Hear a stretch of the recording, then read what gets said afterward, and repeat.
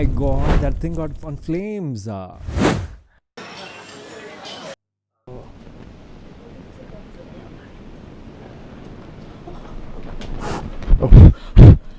my god. Peacock feathers, tuning forks, or glowing metal rods. Is this ear care or spiritual gone wrong? Hey friends, Dr. Bob here. If you don't know me, I'm an ENT surgeon based in India and I do medical video reactions and see what is their medical accuracy. Let's watch, react and separate what is ancient tradition from ENT reality.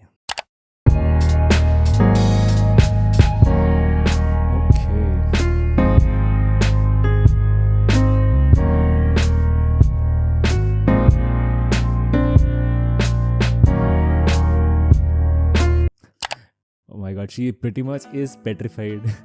It's basically like fire on the other end and the ear on the other end. Well, this is basically called as ear candling. Ear candling is something that is a procedure where this hollow candle is kept in the external auditory canal of the ear and fire which is burnt on the other side of the candle. So what this claims is that this burning candle helps in creating this negative pressure, which is like a vacuum. So following that, the wax or whatever things that is obstructing the external canal will slowly release and come out, is what this thing claims to do.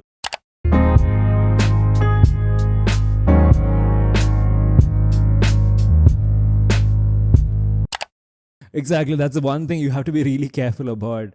Burns. This thing about ear candling, you don't want this any of the wax or anything to fall onto the face and cause severe burns and again lead to another problems just because of having something obstructing like an ear wax in the ear.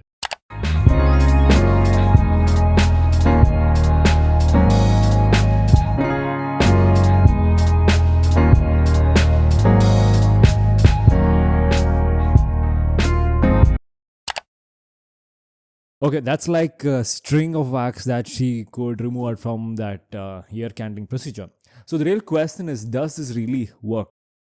So firstly, there's no meaningful vacuum that's generated because of keeping this ear candle in the external canal. Mainly because there's no perfect seal that is generated because you're not keeping it fully inside the external canal, you're just keeping it in place. And it is claiming that it is creating this vacuum energy to detach and dispose these wax components which is present inside the ear canal.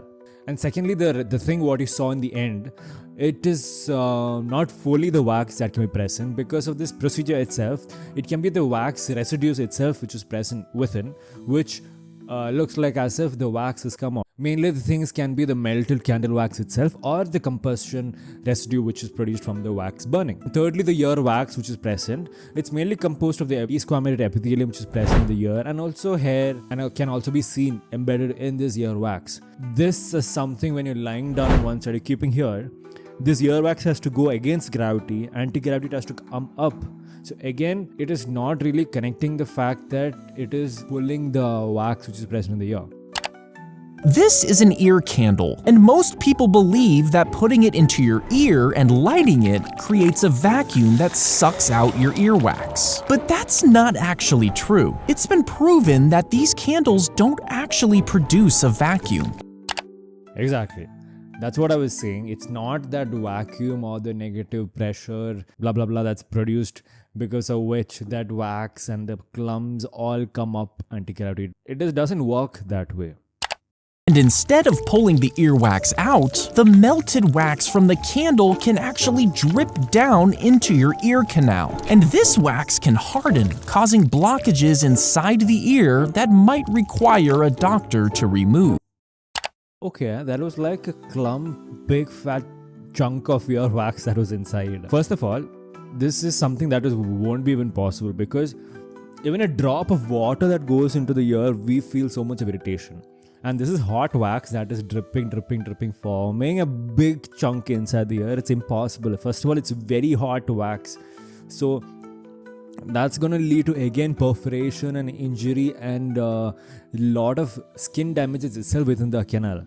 So, and also one more thing I would say is that the wax, when you're removing it out, it more or less comes in fragments or pieces, not like a single chunk, like one single ball. It doesn't come out that way. It's It does come out, but most of the time it comes in flake. So if you're watching the video all this while and if you found something valuable and informative, do show some love for the channel and don't forget to leave a like and comment on what you want me to react to next. So I'm here in China, Chengdu, and I'm gonna be getting an ear cleaning right here at the park. Very good.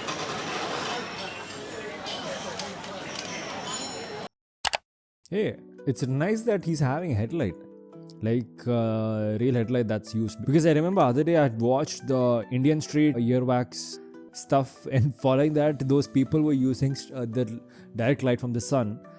They used to incline the head in such a way that with the help of the sunlight itself they used to do the earwax cleaning. But here he is using a headlight, so it is good. It's way better than using the other sorts of methods that's there. And yeah, if you guys haven't watched that video, I'll link it up here. Do check it out. Okay, so that's the fumes that's coming from that. It catches on fire. Okay. Oh.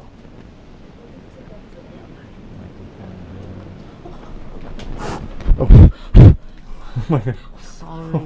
What happened? Your dead cat caught on fire. Oh, jeez. Sorry, it's a little burned. Okay, it's okay. Oh my god. That thing got on flames. Oh, that's gonna cost a lot. The dead cat itself, to get a new one for it. Oh shit. Just because of the candling procedures, just got that part burnt. Okay, so that's what I'm saying. You have to be really, really careful. You never know. You're playing with fire just half a feet or just much distance away from your face. You're keeping that fire. So it's very risky. Please be careful.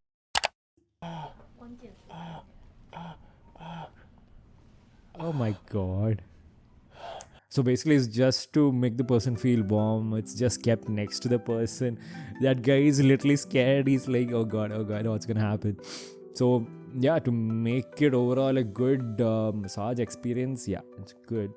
But for ear cleaning purpose, it's again very skeptical.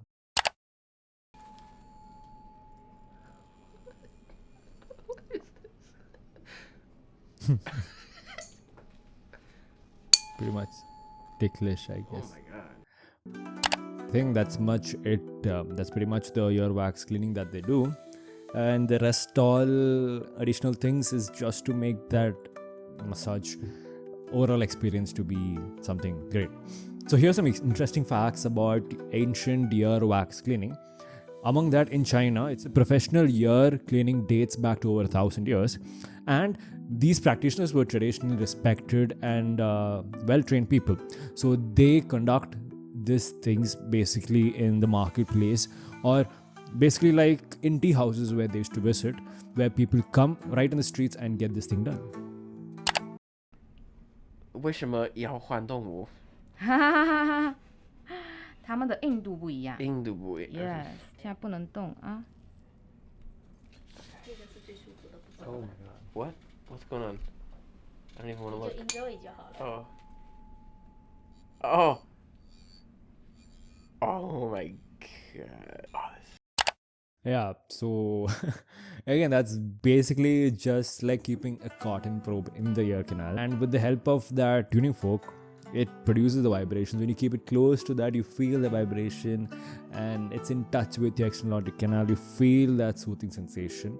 That man is like literally in goosebumps and enjoying the process and the session that's happening. So nice to see. So why is that you feel good and relaxed when you keep earbud in your ear and keep rubbing it here in the external auditory canal? One of the main reasons being that the 10th cranial nerve, which is the vagus nerve, small branch of it called as the Arnold's nerve, is there, which is present in the part of the external auditory canal.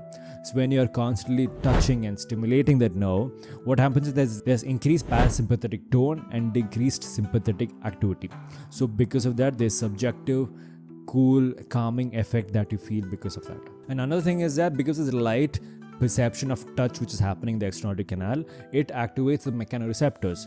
Because of that, there's this dopamine release which takes place in the brain. So the brain interprets it as a pleasurable and relieving session. So that's why you feel good when you're doing that. But also you have to be very careful about, you should not do too much of this, because it can lead to microtrauma or injury or dryness, or even the skin on the region can also go with erosion. So you have to be very careful about that also. So the cultural practices deserve respect, but your ears deserve protection, because there's hearing loss that can be there, which can be a minute silent thing that can be happening chronically.